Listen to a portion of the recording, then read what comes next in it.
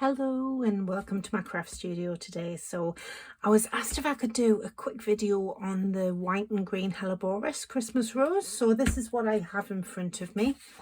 I've printed this onto 160 GSM and it's a super smooth paper.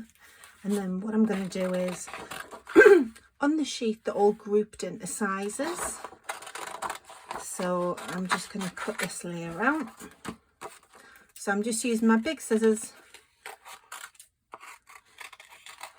to cut these out, and it gives us a little bit more maneuverability, easy for me to say, when I'm using my snips. So all I'm going to do is I'm just going to snip around the outside, and as there's no dark lines around the outside of the petals, these are so forgiving.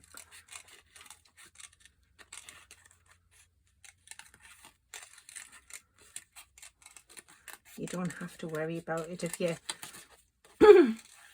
if you over snip, there's going to be a little bit of white around the outside, which you can just go back and snip off, just like that. So I'm just going to go back in and snip. And if you go under, you're just going to take a little bit more off than you need to, but no one's going to know, so don't worry about it. So using the snips, all I'm going to do is I'm just snipping into the centre there, just going round, if you can see that. So all I'm doing is I'm snipping into the centre, so when I form these with a ball tool, it gives us more of a surface area to get some shaping on the petals. So that's layer one.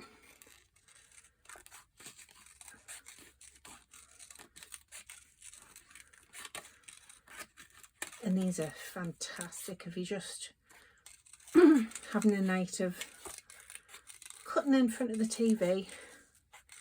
You've popped something on that maybe you've seen before, or something that you don't have to pay that much attention to. You can just cut loads of these out and then you're ready for a big flower session. So as before, just snipping into the centre, just to give myself a little bit more room for shaping. So I'm using my tonic ball tool, double-ended ball tool. It's got a small ball end on one end and a larger on the other. And I'm just using a flower forming mat. So all I'm going to do is I'm going to turn it upside down, and using the large end of the ball tool, I'm just going to go right around the outside. And because I've just used 160 GSM paper, this is shaping really nicely. If you were to use anything heavier than that, it's just going to need a little bit more pressure to be applied. I'm going to turn it the right way up, and all I'm going to do is I'm just going to give it a little bit of shape in the centre. And same again with the top layer.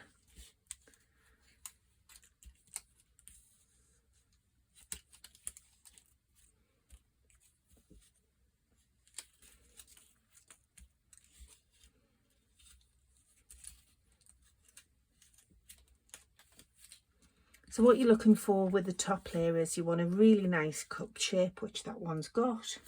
I'm just going to turn that upside down and give that a really sharp press in the centre.